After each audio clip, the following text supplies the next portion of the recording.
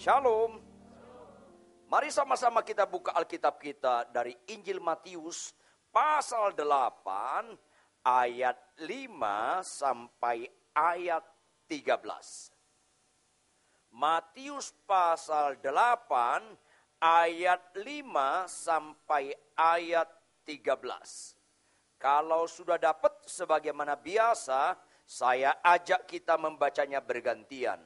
Saya baca ayat 5, Bapak, Ibu, Saudara baca ayat 6, terus kita bergantian, adapun ayat terakhir ayat 13, kita bersama-sama. Yang sudah dapat dan mengerti instruksinya, katakan amin. Katakan amin. Di bawah judul perikop tentang apa? Apa judul perikopnya? Yesus menyembuhkan hamba seorang perwira di Kapernaum. Kita bergantian ayat terakhir kita bersama-sama. Ketika Yesus masuk ke Kapernaum, datanglah seorang perwira mendapatkan dia dan memohon kepadanya, Tuan, hambaku terbaring di rumah karena sakit lumpuh dan ia sedang menderita. Yesus berkata kepadanya, Aku akan datang menyembuhkannya. Tetapi jawab perwira itu kepadanya, Tuan, aku tidak layak menerima Tuan di dalam rumahku. Katakan saja sepatah kata, maka hambaku itu akan sembuh. Sebab aku sendiri seorang bawahan, dan di bawahku ada pula prajurit. Jika aku berkata kepada salah seorang prajurit itu, pergi, maka ia pergi. Dan kepada seorang lagi, datang, maka ia datang. Ataupun kepada hambaku, kerjakanlah ini, maka ia mengerjakannya. Setelah Yesus mendengar hal itu, heranlah ia dan berkata kepada mereka yang mengikutinya, Aku berkata kepadamu, sesungguhnya iman sebesar ini tidak pernah aku jumpai pada seorang pun di antara orang Israel. Aku berkata kepadamu, banyak orang akan datang dari timur dan barat, dan duduk makan bersama-sama dengan Abraham, Ishak dan Yakub di dalam kerajaan surga. Sedangkan anak-anak kerajaan itu akan dicampakkan ke dalam kegelapan yang paling gelap. Di sanalah akan terdapat ratap dan kertak gigi. Kita sama-sama. Lalu Yesus berkata kepada perwira itu, pulanglah dan jadilah kepadamu seperti yang engkau percaya, maka. Bisa ngerti? Tahu Anda? Satu nilai bisa dilihat itu berharga tidaknya dari mana? Dari tingkat kesulitan dalam proses memperolehnya. Satu nilai bisa dilihat dari tingkat kesulitan dalam proses memperolehnya. Bapak Ibu diam nyambung atau kurang? Ini penting sekali. Makanya kalimat terakhir dikatakan, maka pada saat itu juga sembuhlah hambanya. Minggu depan, tahun depan atau kapan sembuh hambanya? Saat itu juga, berarti dengar baik-baik Bapak Ibu. Sakit sembuh, itu mujizat Tuhan yang paling rendah. Dengar baik-baik. Kristen harus cerdas. Sakit sembuh, mati bangkit, itu mujizat Tuhan yang paling rendah. Why? Karena prosesnya gampang. Kayaknya nggak rela muka Anda. Ya. Makanya Bapak Ibu, sekali lagi saya tekankan, cerdaslah jadi orang Kristen.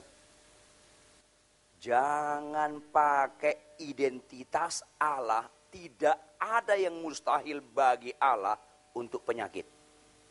Anda tidak cerdas. Jangan pakai identitas Allah. Tidak ada yang mustahil bagi Allah. Bagi penyakit. Anda menjadi nggak cerdas. Ketangkap? Saudara yang kekasih, tahu studi kata, tahu terminologi, tidak ada yang mustahil bagi Allah. Artinya, yang lain gak bisa, hanya Allah. Itu artinya, yang nyambung katakan amin. Itu artinya, kalau ada ibu-ibu sakit apa? Sakit kanker. Apa kata dokter? Gak ada harapan hidup. Percaya gak? Tidak ada yang mustahil bagi Allah. Jangan pakai itu. Jujur Bapak Ibu. Halo, iblis bisa menyembuhkan gak? Ayo jujur dong. Bisa. Berarti tidak ada yang mustahil bagi iblis juga dong. Ayo, Kristen harus naik kelas. Entering the next. Ya, jangan hanya moto itu. Nanti gak bermakna. Pakailah identitas Allah. Tidak ada yang mustahil bagi Allah. Bagi yang gak bisa lakukan siapapun termasuk iblis. Halo, membuat kita jadi benar bisa gak iblis lakukan? Membuat kita benar bisa gak iblis lakukan? Pakailah kalimat itu, identitas Allah. Makin menjengkelkan istrimu, makin menjengkelkan suamimu, bilang sama Tuhan, tidak ada yang mustahil bagi Allah. Aku tetap sayang sama dia. Gak ada amin loh. Susah memang. Halo, di gereja sekarang banyak orang sembuh, banyak orang makin kaya, banyak orang makin diberkati, tapi gak banyak orang suka kebenaran. Nanti Tuhan Yesus nyanyi. Nyanyi apa dia? Mau dibawa kemana hubungan kita? Jangan bangun hubungan dengan Yesus dengan kesembuhan. Bangunlah hubungan dengan Tuhan Yesus dalam ketaatan, kekudusan, dan kebenaran. Makanya saya nggak tertarik jadi hamba Tuhan kaya. Sama sekali saya nggak tertarik jadi hamba Tuhan kaya. Saya tidak tertarik jadi hamba Tuhan terkenal. Karena nggak usah percaya Yesus pun bisa kaya. Tanya sama Sultan Bolkiah. Tanya sama Emir Dubai. Emir Kuwait. Nggak usah percaya Yesus pun bisa terkenal nggak? Bisa. Tanya Nazarudin. Iya. Saya nggak tertarik. Saya tertarik jadi hamba Tuhan yang benar. Sekaligus hamba Tuhan yang benar, sekaligus suami yang benar bagi si homilin ngai punya istri. Manusia langka itu. Yang harus dilestarikan. Saya tertarik jadi hamba Tuhan yang benar, suami yang benar, bapak yang benar, gembala yang benar, menggunakan jalan raya dengan benar, bayar pajak yang benar, bawa perpuluhan dengan benar, ngomonglah benar, berkelakuanlah benar. Pasti nggak kecewa seumur hidupmu. Ya. Ini penting sekali. Sekarang kata Pak Niko apa? Ini masa-masa akhir zaman. Tahu nggak? Iblis datang seperti malaikat terang. Tahu terminologi itu? Iblis seperti malaikat terang artinya apa? Anda nggak pernah kenal itu iblis. Anda anggap itu malaikat. Karena apa? Dengar baik-baik. Iblis seperti malaikat terang pakai Alkitab ini. Jadi orang dikelabui. Pakai ayat dia. Tapi apa? Dibawa orang Kristen kepada yang nggak utama. Yang utama hilang. Mana tahu lulu tipu. Dibawa Anda untuk sakit sembuh. Dibawa Anda untuk miskin kaya. Dibawa Anda untuk jabatan tinggi. Tapi Anda nggak pernah dibawa untuk hidup benar. Mengerikan sekali. Makanya kesembuhan-kesembuhan jangan terlalu ditekankan untuk khotbah. Nggak rela lagi muka lo. Kekayaan-kekayaan jangan terlalu ditekankan untuk khotbah. Karena Tuhan meletakkan kalimat imperatifnya, kalimat perintahnya di mana? Cari dahulu kerajaan Allah dan nyambung gak? Cari dahulu kerajaan Allah dan kebenarnya. Maka apa? Semua ditambahkan itu kalimat imperatif atau bukan? Bukan. Itu bukan kalimat perintah. Jadi jangan cari semua ditambahkan. Cari aja kerajaan Allah dan kebenarannya. Orang benar tidak mengejar berkat. Orang benar dikejar berkat. Ojo diwalik nggih. Monggo prokonco. Ini penting. Orang benar tidak mengejar kesembuhan. Orang benar dikejar kesembuhan. Katakan amin. Tepuk tangan. Ya. Ini penting sekali Bapak Ibu. Ini penting. Selama Anda nomor satukan kebenaran, Anda paling sulit ditipu setan. Selama Anda nomor satukan kesembuhan, nomor satukan kekayaan, nomor satukan jabatan, nomor satukan yang nomor satukan dunia, Anda gampang sekali disesatkan iblis. Saya ingatkan Anda, iblis liciknya lebih daripada Anda bayangkan.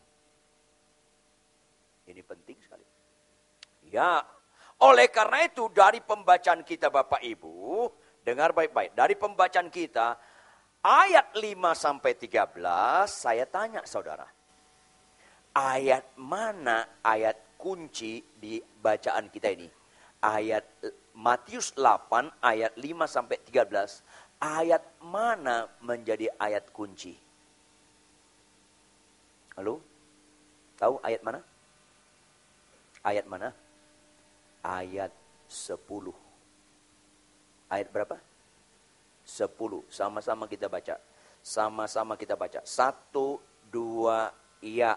Setelah Yesus mendengar hal itu, siapa yang heran?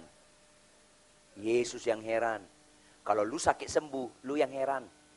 Kalau lu mati bangkit, lu yang heran. Tuhan gak heran. Penting sekali. Heranlah ia. Berikutnya apa? Dan berkata kepada mereka yang mengikutinya. Siapa yang mengikutinya? Petrus, Yudas Iskariot, Yakobus, Yohanes, dan kawan-kawan. Apa katanya? Aku berkata kepadamu Petrus, aku berkata kepadamu Yohanes. Apa berikutnya? Sesungguhnya. Tahu studi kata sesungguhnya? Yang sebenarnya. Tahu studi kata sesungguhnya? Yang sejatinya. Tahu kata studi kata sesungguhnya? Tidak relatif. Sesungguhnya iman sebesar ini tidak pernah aku jumpai pada seorang pun di antara orang Israel.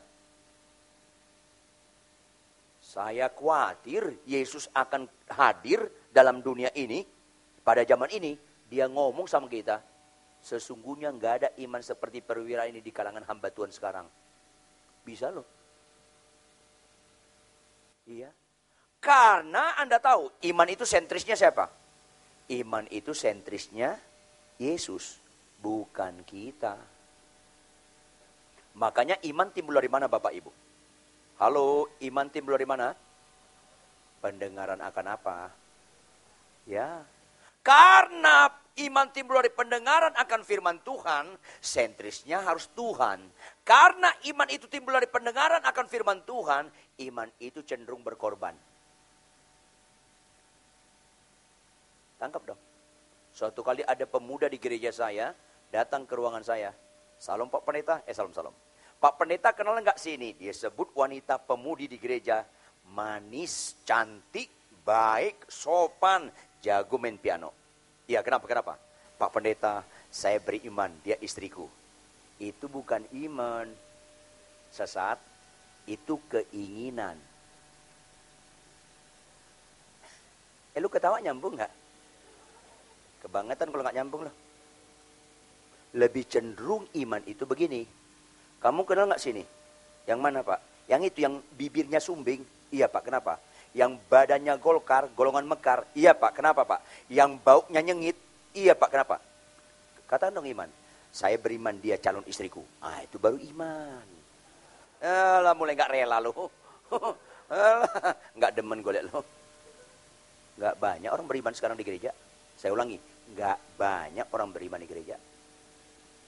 Ada bapak-bapak jemaat saya di Pondok Indah. Salam Pak Pendeta Ridwan. Salam. Pak, tahun ini kan sulit ekonomi. Iya, kenapa? Tapi Pak Pendeta, rumah saya kan 5 di Pondok Indah. Iya, kenapa? Saya beriman, biarpun sulit ekonomi, rumah saya jadi 6. Itu bukan iman, itu keinginan ngawur. Lebih cenderung iman bagaimana? Pak Pendeta Ridwan, ini lagi sulit ekonomi. Rumahku 5, biarpun sulit ekonomi, 1 saya persembahkan untuk gereja. Itu baru iman. Amennya sedikit loh. Nggak banyak orang beriman. Nggak banyak orang beriman. Saya ketemu 2 orang ibu-ibu rumah sakit Darmais. Ibu pertama, Bu, sakit apa? Kanker rahim, Pak Pendeta. Apa kata dokter? Nggak ada harapan hidup. Oke. Tapi percaya nggak Tuhan bisa menyembuhkan? Apa kata ibu yang pertama? Ibu yang pertama apa katanya? Pak Pendeta, saya sangat percaya Tuhan bisa menyembuhkan saya. Tapi ketahuilah Pak Pendeta, biarpun nggak sembuh, saya tetap mencintai Tuhan. Itu ibu pertama. Ibu kedua, ibu sakit apa? Kanker apa? Kanker payudara Pak Pendeta. Apa kata dokter? Nggak ada harapan hidup. Apa kata dokter berikutnya? Paling kuat umur saya 5 bulan lagi. Oke. Saya tanya, tapi percaya nggak Tuhan bisa menyembuhkan? Pak Pendeta, saya beriman saya sembuh. Karena dia diam, saya lanjutkan. Maaf ibu, kalau nggak sembuh gimana? Oh saya beriman saya sembuh. Enggak bu, ini kalau nggak sembuh gimana? Saya beriman saya sembuh. Enggak bu, misalnya, Pak Pendeta jangan goyangkan iman saya ya. Itu bukan iman, itu ngotot. Saudara, jangan bicara iman kalau pusatnya bukan Yesus. Makanya kenapa Abraham disebut beriman? Karena nilai pengorbanan. Abraham ambil anakmu yang tunggal. Kalau saya dramatisir sedikit, boleh ya saya dramatisir sedikit. Kan saya yang khotbah. Siapa Tuhan? Ishak atau Ismail? Karena Ismail juga anak tunggal. Dari istri cabang, dia buka cabang. Yakni Ishak yang kau kasihi. Tunggal, Ishak yang kau kasihi. Oh ya Tuhan, kenapa? Saya kuliahkan ke Singapura, ke Boston, ke London. Bukan, potong dia. Wow. Jujur Bapak Ibu, akhirnya Abraham mau memotong anaknya enggak? Mau memotong anaknya. Tuhan enggak bisa dibohongi. Tuhan bilang apa? Stop. Saya lihat hatimu. Benar-benar menomorsatukan saya. Makanya disebut dia Bapak beriman. Karena Abraham mau mengorbankan anak tunggal. Tipologi, gambaran menyatakan Allah Bapa.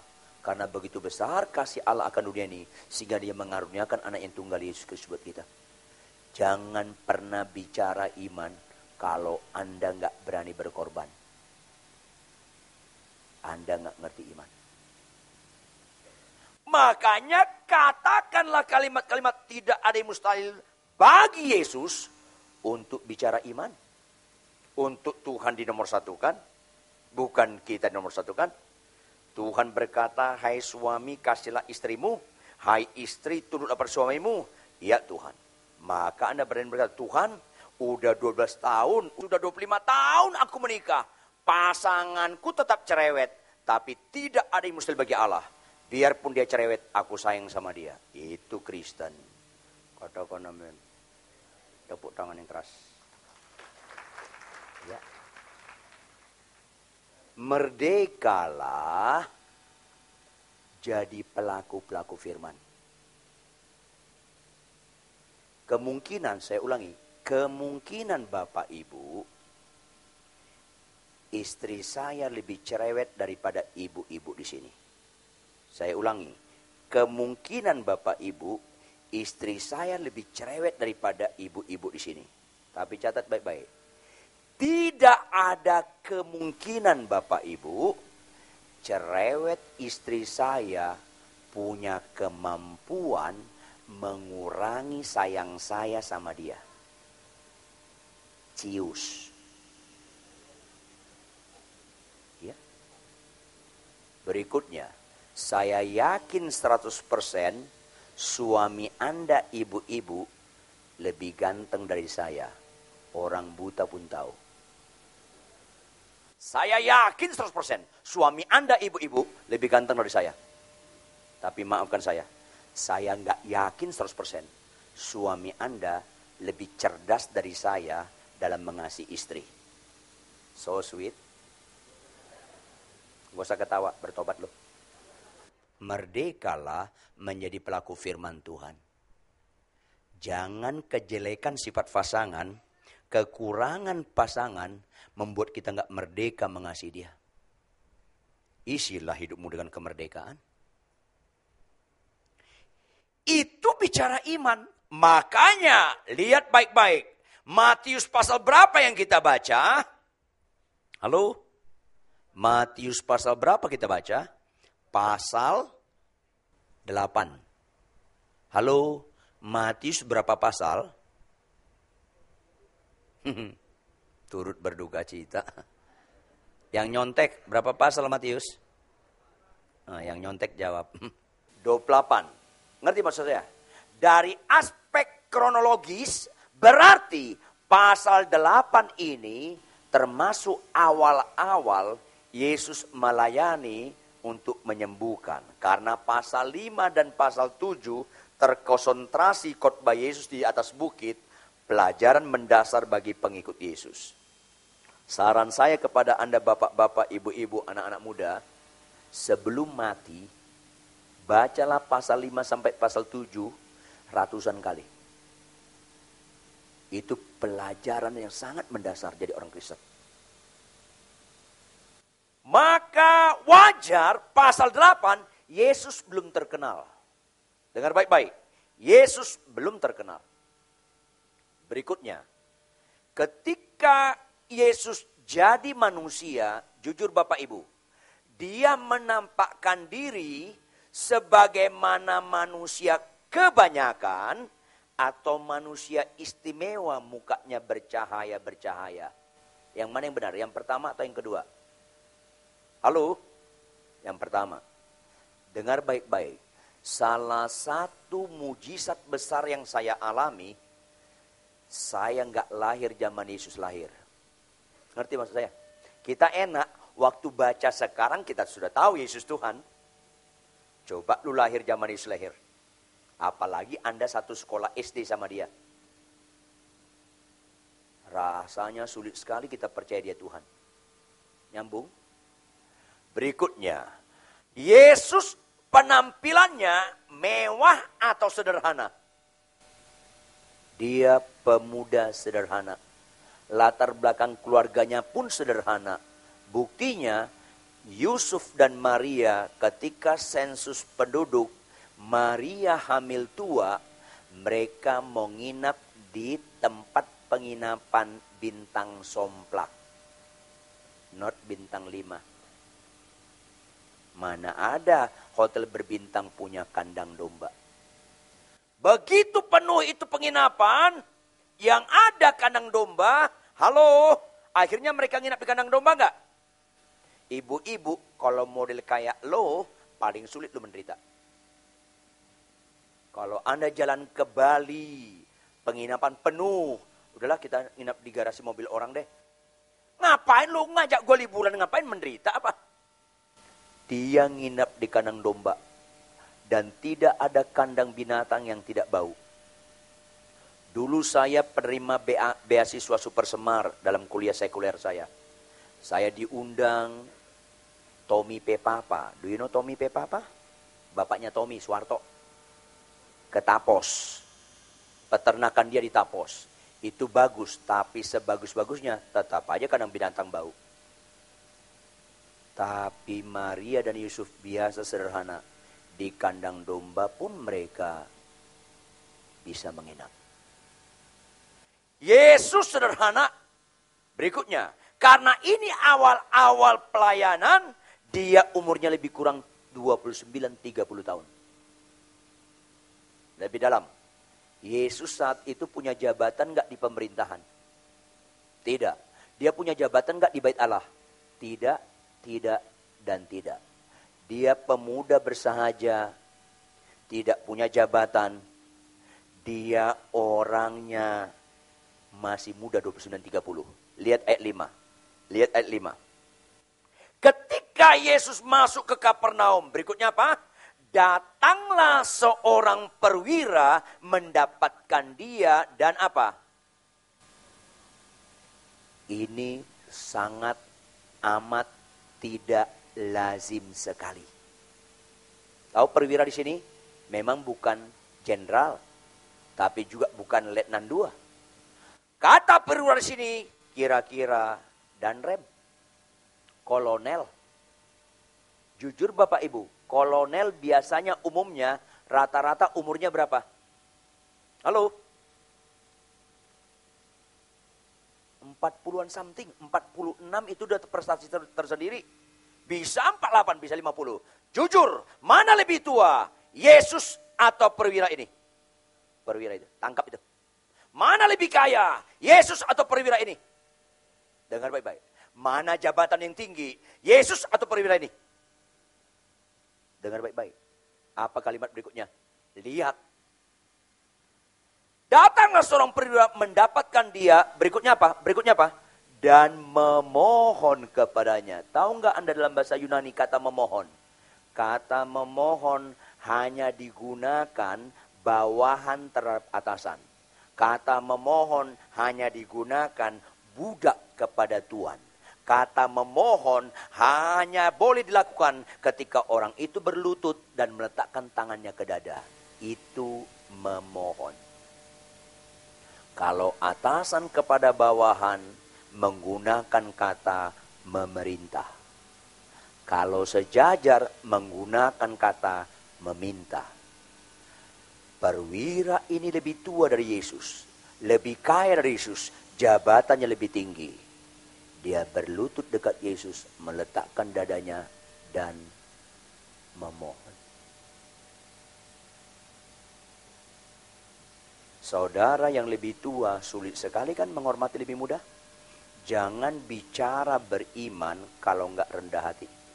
Anda pasti nggak ngerti arti beriman. Ciri utama Kristen bukan kesembuhan.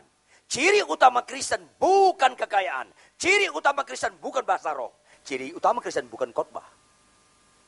Dengar baik-baik. Ciri utama Kristen rendah hati. Begitu Anda nggak punya rendah hati, yang lain nol. Dengar baik-baik. Makanya Tuhan Yesus bilang apa? Marilah kepadaku yang letih lesu dan berbeban berat. Belajarlah kepadaku karena aku lemah lembut dan kenapa Tuhan suruh belajar? Saya kasih tahu Anda, kita punya mental tinggi hati. Saya tahu ada orang tinggi hati di sini. Tahu saya orangnya. Mau saya kasih tahu? Sebelah kiri Anda persis itu orang tinggi hati. Lihat di kiri Anda.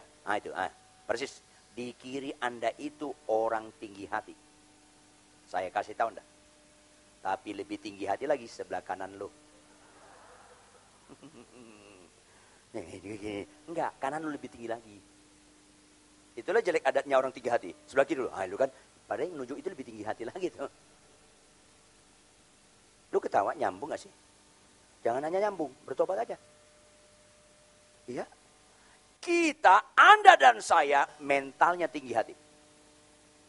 Saya dulu kuliah teater, kuliah musik. Saya dosen drama musikal. Tapi sombongnya aujubillah bin jalik. Badan saya tingginya 2 meter kurang banyak. Jangan gitu ketawa lo, nyakitin. Tapi hati saya tingginya 10 meter ke atas. Udah pendek, jelek, sombong lagi. Ya. Kejam, sadis. Sampai emak saya pernah ngomong, lebih baik lu mati daripada hidup. Bayangkan emak sendiri ngomong gitu. Apalagi emak orang lain. Makanya saya dihajar habis. Saya sakit jantung parah, nggak ada harapan hidup. Tahun 81 saya out nama 6 bulan. Profesor Dr. Kadarman, kepala kardiolog Rumah Sakit Cipto pada saat itu bilang apa? Nggak ada harapan hidup. Berat saya 32 kg, super langsing. Darah tinggi saya 230/40. Nggak ada harapan hidup. Napas saya satu-satu kayak ikan mas koki. Karena banyak dosanya. Maka banyak minta maafnya. 6 bulan. Begitu bertobat saya dilawati oleh Tuhan, saya nggak dipercayakan sembuh total. Nggak dipercayakan saya sembuh total. Saya baca Alkitab ini 50 pasal satu hari. Tapi proses rendah hati itu prosesnya nggak bisa seketika itu juga. Panjang prosesnya. Ketika saya khotbah di satu daerah, saya diperlakukan kayak pembantu. Ketika saya mengajar di Kalimantan, saya naik sampai di Bandara Supadio, Pontianak, terus saya naik angkot, terus ada mahasiswa-mahasiswa di angkot. Bapak dari mana? Dari Jakarta. Mau kemana? Mau ke sekolah teologi ini. Nanti tolong Bapak bisa angkat koper ini. Oh bisa. Saya paling senang orang nggak tahu saya dosen. Saya senang sekali orang nggak tahu saya pendeta. Jadi gampang disuruh-suruh. Jadi proses rendah hati makin dipercepat. Katakan amin. Ketika saya mau memberkati jemaat di Grand Hyatt, jam 5 sore pemberkatan, jam 3 saya datang. Saya masih pakai t-shirt, masih 2 jam lagi. Maka saya masuk ke ruangan tempat pemberkatan nikah. Kursi masih kosong di luar. Alat musik sudah rapi. Kain mimbar miring, saya cabut paku payungnya, saya rapikan. Saya mundur, saya lihat simetris enggak. Begitu saya mundur, saya lihat, tiba-tiba dari belakang saya teriak, hei, hei, hei. Ya sini. Ada apa? Saya bilang, kamu tahu nggak ada acara apa sini? Acara pemberkatan nikah. Kamu lihat nggak kursi? Enggak, angkat. Saya disuruh angkat. Paling enak orang nggak tahu saya pendeta. Jadi gampang disuruh-suruh. Jadi cepat pembentukan. Katakan amin. Nggak rela muka lo. Saya angkat. Dia dengan temannya bapak-bapak berdiri tengah. Lain kali kalau gini kau usah lihat-lihat ya. Ini waktunya mau cepat. Kenapa nggak angkat kursi? Oh iya Pak. Saya bilang. Itu dua-dua bapak-bapak itu QQ-nya mempelai wanita. Tahu QQ nggak? Bukan PQ. Main gaplek aja kerja lo. Suaminya Qme. Saya nggak kenal. Dia wajar nggak kenal saya. Karena dia bukan jemaat saya. Maka selesai saya rapikan. Udah selesai? Udah Pak. Keluar. Keluar saya. Saya ambil tas saya. Saya ke ruangan tempat pergantian. Saya ganti dengan toga. Saya pimpin ibadah. Selesai, IO-nya bilang apa? Mempelai dengan Pak Pendeta di foto, mempelai dengan orang tuanya dengan Pak Pendeta di foto. Yang lain nanti di ruang resepsi. Selesai begitu, silakan salam-salam. Di salam-salam saya, tiba 2 orang bapak-bapak itu nyalam saya. Tangan saya keras sekali pegang. Pak, Bapak pendeta ya? Iya. Aduh Pak, maaf. Enggak apa-apa, lanjutkan aja lagi. Saya bilang sama Tuhan, sering-seringlah kirim orang yang bisa membuat saya proses rendah hati. Itu kan gak ada amin loh. Amin berikutnya latah. Jangan suka Tuhan tolong sakitku sembuh. Tolong sakitku sembuh. Yang dicari dunia kau cari. Tuhan tolonglah kirim orang yang bisa memproses saya.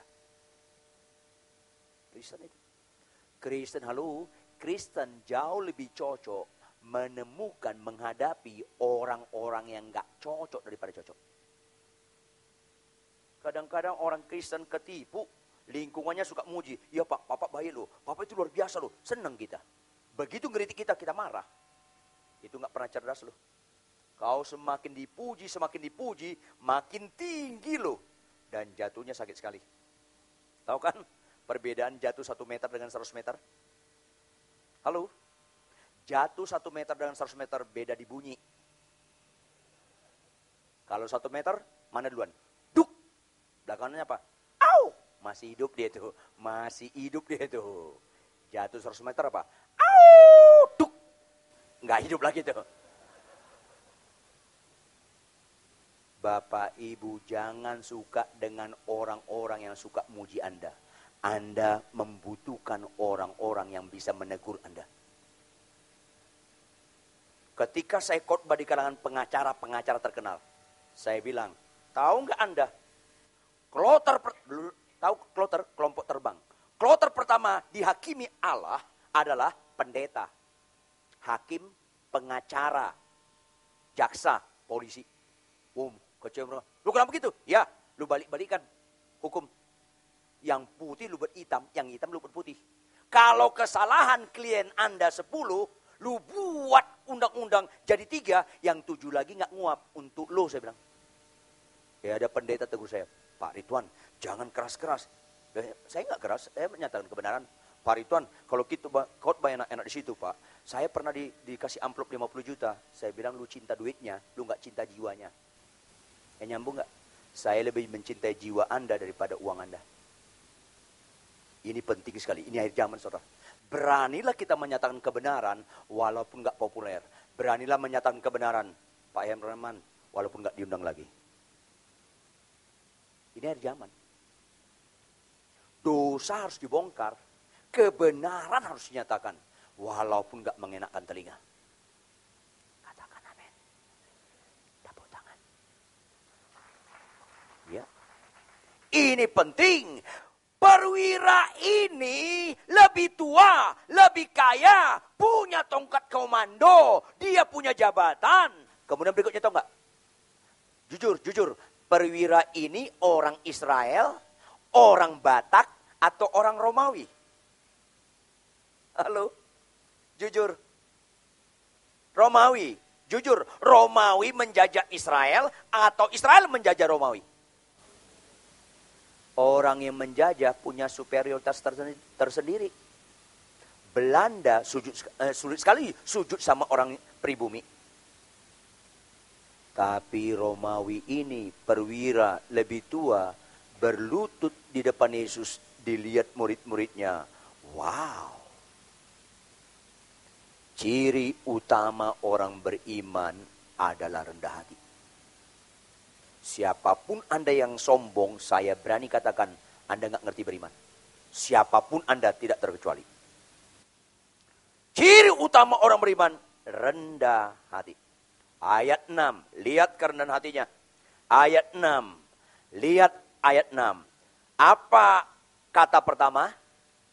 Tuan. Siapa yang disebut perwira ini Tuan? Yesus. Tahu Anda Tuan dalam bahasa Yunani di sini? Kyrios. Tahu Anda arti Kyrios?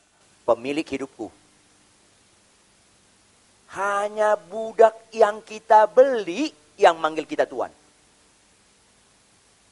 Dan perwira ini punya sikap hidup. Kau yang menebusku. Orang ini orang Romawi, tapi hatinya Kristiani. Saya ingatkan Anda Bapak Ibu, jangan agama Hindu lebih lemah lembut daripada lu. Jangan biksu lebih sederhana daripada pendeta. Ada apa ini? Jangan tokoh agama lain lebih berani berkorban daripada tokoh agama Kristen. Ada apa ini? Harus kita excellent. Do you know excellent? Di atas rata-rata. Dalam kebenaran, kebaikan, kasih, dan pengorbanan. Itu Kristen. Makanya saya sedih kalau di gereja ditekankan sakit sembuh, miskin kaya, sakit sembuh, miskin. Ada apa ini? Kenapa nggak ditekankan? Rendah hatilah, tinggalkan dosamu, taati firman Tuhan. Berkorbanlah, penuh kasihlah. Yang nggak utama jadi utama. Yang utama jadi nggak utama. Ada apa Kristen ini? Rendah hati, Tuhan. Berikutnya apa? Ketidaklaziman lagi. Ayat 6. Hambaku terbaring di rumah karena sakit lumpuh. Dan ia sangat menderita. Hei, ini gak lazim. Kenapa lu perwira peduli banget sama budak lo? Gak lazim. Hambaku, lo kenapa lu pikir hamba lo? Mana lazim itu? Berikutnya. Emang lu gak punya kopral atau letnan 2 lu suruh atau siapa yang lu suruh nyariin dokter untuk budak lu? Kenapa lu repot-repot? Karena dia memiliki hati Yesus, belas kasihan. Salah satu ciri utama orang Kristen punya belas kasihan. Saudara, kalau ada sakit jemaatmu, kunjungi. Dia orang kaya sakit, kunjungi. Dia orang miskin sakit, kunjungi. Yang aneh kadang-kadang, orang kaya kita kunjungi, yang miskin gak kita kunjungi. Orang bisa lu bohongi, Tuhan gak bisa lu bohongi. Berbelas kasihan. Dia punya hati Yesus. Belas kasihan kepada orang kecil. Yesus berkata, apa yang kau perlakukan untuk orang kecil ini, kau perlakukan untuk aku. Nyambung, saya dengar tadi. Pak Niko tadi bilang apa? Mari kita menolong orang-orang miskin. Kita orang Kristen itu harus benar-benar berdampak bagi negara ini. Jangan teori tok. Berdampak bagi negara ini. Mana ada dampak Kristen sekedar doa tanpa action. Sekedar penyembahan tanpa action. Iman tanpa perbuatan mati. Iya. Ketika Ahok mempresentasekan programnya, saya bilang gini, Ahok, kau nggak pernah jadi juru selamat. Kau jadi wakil gubernur atau nggak berkurang pengharapan Kristen karena Kristen pengharapannya pada Yesus. Jadi kalau kau jadi wakil gubernur, jadilah berkat bagi semua agama. Supaya Kristen dilihat bukan dari ibadahnya, Kristen kelihatan dari kelakuannya. Saya ulangi, kelakuannya. Saya ulangi, kelakuannya. Iya. Saya ingatkan Anda, Presiden Indonesia jadi Kristen pun nggak tambah pengharapan kita. Karena pengharapan kita nggak terletak pada Presiden. Presiden Indonesia anti Kristen pun nggak berkurang pengharapan kita. Karena pengharapan kita bukan terletak pada dia. Maka ketika orang Kristen jadi pejabat, jadilah garam dan terang dimanapun kau berada. Keren tuh. Sama agama apapun Anda harus baik. Ketika saya ngomong itu pendeta lain protes. Enggak, saya mencalonkan Ahok supaya izin gereja saya makin lancar. Aduh, masih mikirkan diri lu loh. Orang Kristen makin dipersulit, makin maju. Iya, cuma satu orang tepuk tangan. Di Eropa, lu izin gereja gampang. Makin mati gereja situ. Jangan pakai pola manusia lah. Jadi siapapun orang Kristen jadi pejabat, jadi terang dan garam lah. Apapun agamanya, bagaimanapun latar belakangnya, jadi garam lah. Karena kita Kristen di atas rata-rata, karena orang Kristen menikmati Immanuel. Allah beserta dengan kita. Gores karena sejarah sebelum Anda mati. Itu Kristen. Ya, makanya seorang yang kekasih, perwira ini kok mencerminkan lebih daripada Yohanes dan Petrus. Itu yang mau ditekankan Tuhan Yesus kepada mereka. Dia punya belas kasihan. Karena apa? Tuhan sangat mengasihi manusia. Termasuk pembantu Anda. Saya pernah marah sama jemaat saya. Apa yang terjadi? Pembantunya menendang pelan anjing hiasnya. Ditampar pembantunya. Kurang ajar lo, lu gituin anjing gua. Halo, Yesus gak pernah mati untuk anjing lo. Yesus mati untuk pembantu lo. Ada apa lo ini? Jangan lebih sayang sama binatang piaraan daripada pembantu. Nah, maafkan saya, itu kesurupan versi lain. Dengar baik-baik. Ya, ketika anjingnya, udah makan gak anjing? Belum nyonya, habis makannya. Loh, jadi gimana? Panik dia. Anjingnya gak makan, panik dia. Pembantunya gak makan, gak panik dia. Beli di sana, beli. Oh, sama supir, sama pembantu beli makanan anjing. Begitu lihat supir, kaget dia. Makanan anjing harganya 83.000. Dia makan 9.000. Mau dibawa kemana hubungan kita? Yesus gak pernah mati untuk anjing lo. Yesus tidak pernah mati untuk koi lo. Yesus gak pernah mati untuk ikan arwana lo. Dengar baik-baik. Saya membina di Surabaya. Ada bapak-bapak punya arwana, satu ekornya 500 juta.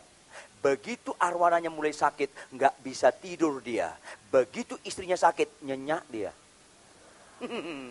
Kesurupan nih orang. Kalau ada orangnya di sini tolong tersinggung. Kalau tersinggung berarti belum mati rasa loh. Dan tolong bertobat. Ya. Orang ini punya belas kasihan dan empati begitu dalam. Apa kalimat terakhir? Dan ia sangat menderita. Dia hayati, dia rasakan apa yang dirasakan oleh budaknya. Yesus merasakan apa yang kita rasakan Bapak Ibu, sampai dia mau mati di kayu salib karena dosa dan kejahatan kita. Ini penting. Makanya saya ngomong sama si Ahok, kamu rasakan gak penderitaan rakyat? Kalau lu gak rasakan, mana bisa lu tolong rakyat? Iya. Ini penting sekali. Orang Kristen, mana bisa engkau mengerti ke hati Kristus kalau tetangga kiri lo yang menderita, lo nggak perhatikan? Ini penting sekali. Saudara yang kekasih, perwira ini melakukan sikap-sikap yang tidak lazim. Memang orang beriman yang benar aneh di mata manusia yang nggak beriman. Dia memiliki belas kasihan. Jabatannya, kekayaannya enggak membuat kerangkeng bagi dirinya untuk memperhatikan orang kecil. Jabatannya, kekayaannya, kedudukannya diterobos. Dia orang merdeka untuk memperhatikan orang kecil. Excellent. Berikutnya, apa yang terjadi? Yesus berkata kepadanya, aku akan datang menyembuhkannya. Spontan perwira berkata apa? Tuhan. Tetap dia identifikasikan Yesus pemuda sederhana yang lebih rendah dari dia dengan sebutan Tuhan. Aku tidak layak menerima Tuhan. Wow, luar biasa nih orang. Seolah-olah Presiden SBY ngomong sama Bribtu. Aku mau menginap di rumahmu. Oh janganlah Pak Presiden, jangan menginap di rumah saya lah. Janganlah. Enggak layak aku. Ingat, Yesus tidak bisa dibohongi. Dia lihat hati. Ini orang memang lain ini. Aku tidak layak. Maka berikut apa katanya? Katakan saja sepatah kata, maka hambaku itu akan sembuh. Tahu artinya? Katakan saja sepatah kata, maka aku percaya. Itu intinya. Orang Kristen, orang gereja, firman Tuhan udah berpatah-patah, nggak percaya juga loh. Tuhan bilang apa?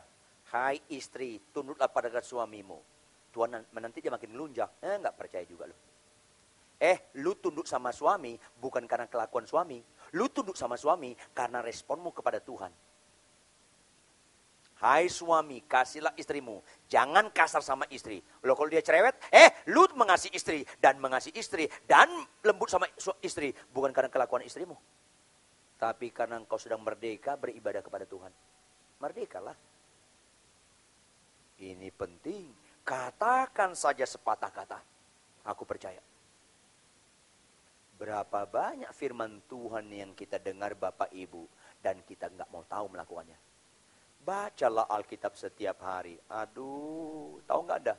Kami 8 tahun mengadakan penelitian di seluruh dunia. Ada beberapa hamba Tuhan dari Kanada, dari Inggris, dari Brasil. Beberapa kita mengadakan penelitian 8 tahun.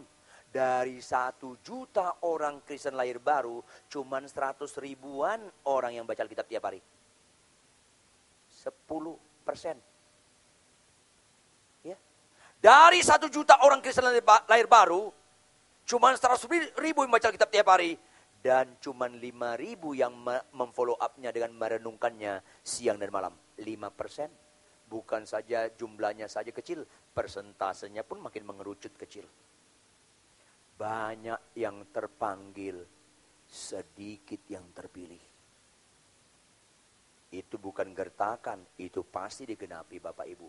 Kenapa firman ini diberitakan? Karena Tuhan sayang sama Anda. Kenapa firman ini diberitakan? Karena Tuhan punya planning yang luar biasa di depan Anda. Masalahnya Anda percaya atau tidak? Itu masalah lain. Ya, oleh karena itu, saudara kekasih, dia percaya apapun kata Tuhan Yesus. Tapi lucu, Tuhan suruh baca Alkitab tiap hari, kita nggak mau. Tuhan suruh balaslah kejahatan dengan kebaikan, kita nggak mau. Tuhan suruh berikanlah perpuluhan, kita nggak mau. Ketika kita liburan ke Bali, Tuhan kami mau liburan, tolong lindungi kami. Tuhan mau. Tuhan bilang, iya bos. Kenapa? Kita suka Tuhan taat sama kita. Tapi kita nggak suka kita taat sama Tuhan. Berarti Yesus yang harus ngomong sama kita. Harus memohon kepada kita. Ngawur. Makanya Tuhan bilang kepada banyak orang Kristen, aku tidak kenal engkau, kau pembuat kejahatan. Karena kau perlakukan aku dombamu. Padahal aku nggak pernah ketemu gembala. Aku gembalamu, bukan dombamu. Bapak ibu yang malas baca Alkitab, janganlah berdoa untuk keinginan-keinginanmu. Seolah-olah Yesus itu pelaku kehendakmu. No, Anda pelaku kehendak dia. Maka perwira ini tahu siapa Yesus, siapa dia. Dia buka ayat 9. Sebab aku sendiri seorang bawahan. Jadi dia menganggap dia bawahan sama Yesus. Dan di bawahku ada pula prajurit. Jika aku berkata kepada salah seorang prajurit itu pergi, maka ia pergi. Dan kepada seorang datang, maka ia datang. Ataupun kepada hambaku, kerjakanlah ini. Maka ia mengerjakannya. Kritisi. Berarti yang menggunakan kalimat imperatif, pimpinan atau bawahan? Pimpinan. Jangan Anda gunakan Tuhan, sembuhkan saya. Tuhan, lindungi aku kembali. Tuhan, tolong berkati usahaku. Sementara Tuhan katakan dengan kalimat imperatif, baca Alkitab tiap hari. Lu gak mau. Hai anak-anak muda, hormati orang tuamu. Jangan ngomong kasar sama orang tuamu. Lu gak mau.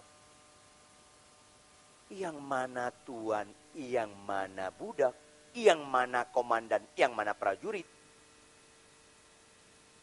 Sedih sekali orang Kristen suka kesembuhan, gak suka baca Alkitab. Ada apa ini? Catat baik-baik. Kalau lu sakit sembuh, dengar baik-baik. Kalau lu sakit sembuh, apakah kau sedang melakukan sesuatu menyenangkan Tuhan? Enggak.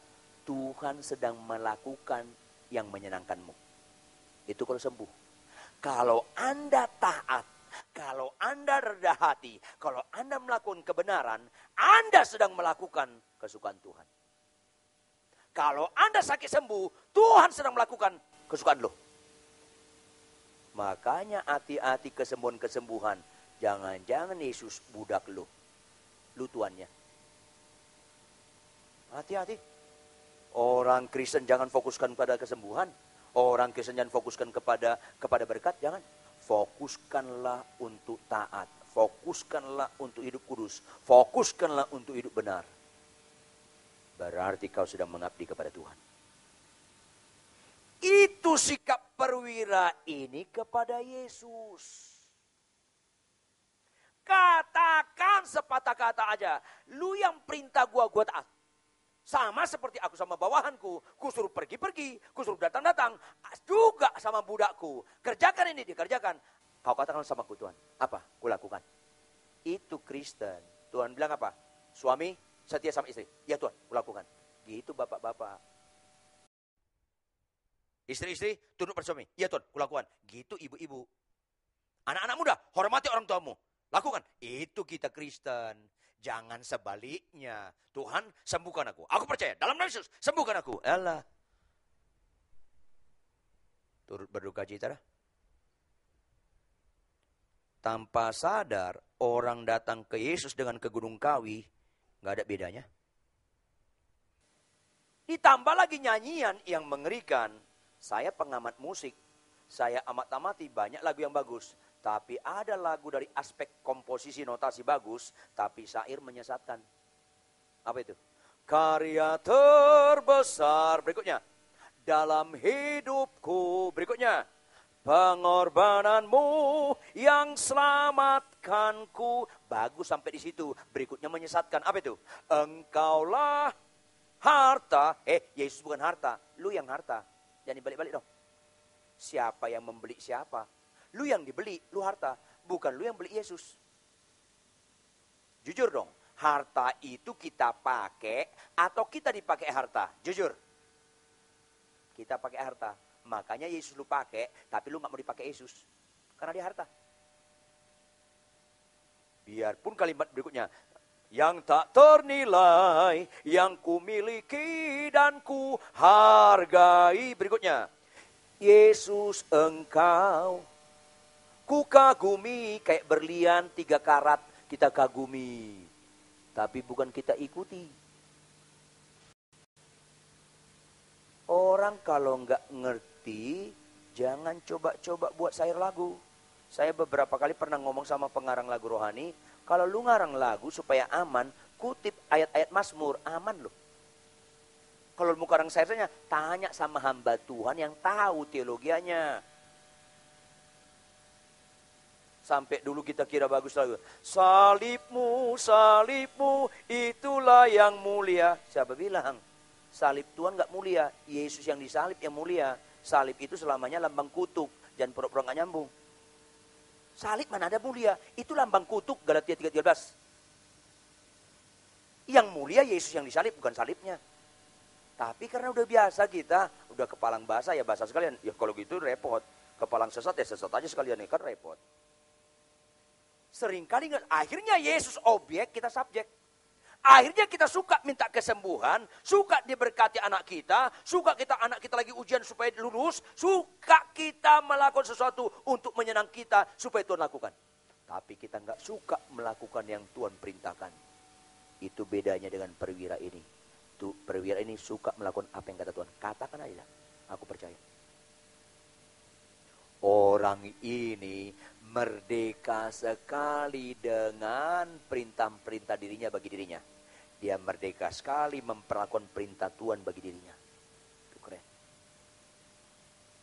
Maka Bapak Ibu, kalau Anda dengar firman ini, besok masih malas baca Alkitab juga, halo, dablek Anda. Benar dablek Anda. Anda dengar firman ini, masih ngelawan suami juga, memang dablek Anda.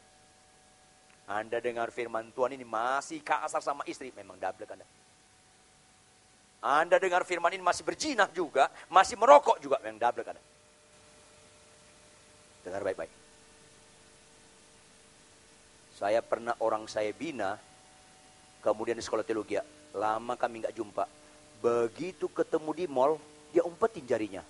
Tahu nggak diumpetin jarinya? Ada apa itu? Salam Pak Pendeta. Apa di tangan lo? Saya bilang langsung. Ah enggak Pak. Apa di tangan lo? Enggak Pak Pendeta. Bodoh boleh. Tapi jangan terlalu sempurna bodoh lo.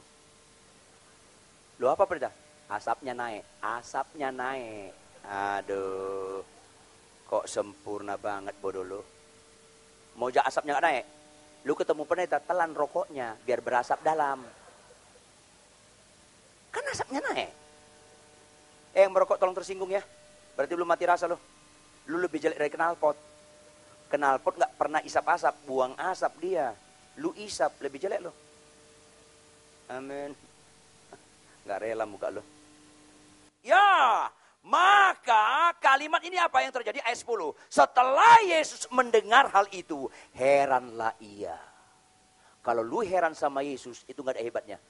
Puji Tuhan, Tuhan itu hebat, sakitku sembuh. Agama lain juga bisa ngomong gitu. Yang ke Gunung Kawi juga bisa ngomong gitu.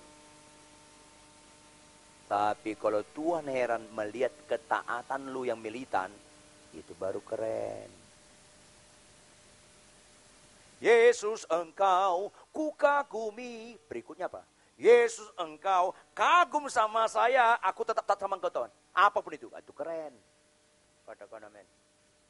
Heranlah Yesus dan berkata kepada murid-muridnya, Petrus, Yohanes, Yakobus, Yudas Iskariot, aku berkata kepadamu, sesungguhnya iman sebesar ini gak pernah aku jumpai pada seorang pun di antara orang Israel. Artinya apa? Iman yang gini yang benar. Artinya apa? Iman yang benar itu mentaati Yesus apapun. Gak kompromi, apapun. Kita yang ikut Yesus, bukan Yesus ikut kita. Apapun. Maka ayat 11 perhatikan. Ini begitu ironis. Aku berkata kepadamu, banyak orang akan datang dari timur dan barat. Artinya dari luar Israel. Akan duduk bersama-sama dengan Abraham, Ishak dan Yakub di dalam kerajaan surga. Karena keturunan Abraham bukan soal lahiriah, soal kelakuan, soal iman. Maka ayat 12, sedangkan anak-anak kerajaan itu akan dicampakkan ke dalam kegelapan yang paling gelap. Di sanalah akan terdapat ratap dan ketak gigi. Anak-anak kerajaan. Aku anak raja, ke neraka juga loh. Ini Alkitab. Makanya nggak hebat hidup di hadirat Allah. Yudas Iskariot pun di hadirat Yesus. Tapi setelah itu kelakuan lu berubah nggak? Ini penting sekali Bapak Ibu. Maka mari kita buka bagian penutup. Markus 5 ayat 6 dan 7. Markus 5 ayat 6 dan 7. Kalau sudah dapat, kita sama-sama baca. Markus 5 ayat 6 dan 7. Kalau sudah dapat, sama-sama kita baca. 1, 2, ya. Ketika ia melihat Yesus dari jauh, apa yang terjadi? Berlarilah ia mendapatkannya, lalu apa? Menyembahnya. Berikutnya, dan dengan keras ia berteriak, apa urusanmu dengan aku, hai Yesus, anak Allah yang Maha Tinggi? Demi Allah. Jujur, berarti ini siapa? Halo, ini siapa? Setan, roh jahat, iblis. Dengar baik-baik Bapak Ibu, khotbah ini gak populer. Tapi saya kasih tahu Anda, apa kesamaan orang percaya dengan setan, iblis dan roh jahat? Kesamaannya sama-sama menyembah Yesus. Dengar baik-baik dong. Kenapa gak berani khotbah jujur? Lalu menyembahnya. Iblis dan roh jahat juga menyembah Yesus. Saya ulangi, menyembah Yesus. Apa perbedaan orang percaya dengan iblis dan setan?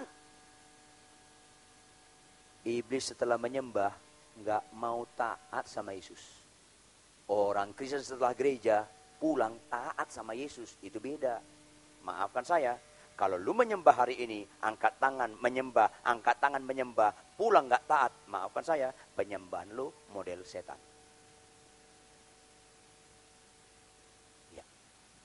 Tuhan sayang sama Anda, makanya firman diberitakan buat Anda.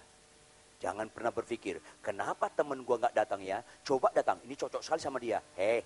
Ini firman gak cocok sama temen lu yang gak datang, cocok sama lu. Kok firman Tuhan benar aja masih ngeles lo? Bukan cocok untuk kiri lu, bukan cocok sama kanan lu, sama lu. Ya, maka Bapak Ibu pulang dari tempat ini, iman lu luruskanlah. Iman bapak-bapak, ibu-ibu saudara makin lempengkanlah. Iman kita bukan Tuhan sedang melakukan apa kesukaan kita. Iman kita sedang melakukan kesukaan Tuhan. Maka apa kata firman Tuhan? Taati dan lakukan. Itulah yang membedakan kita dengan iblis dan setan.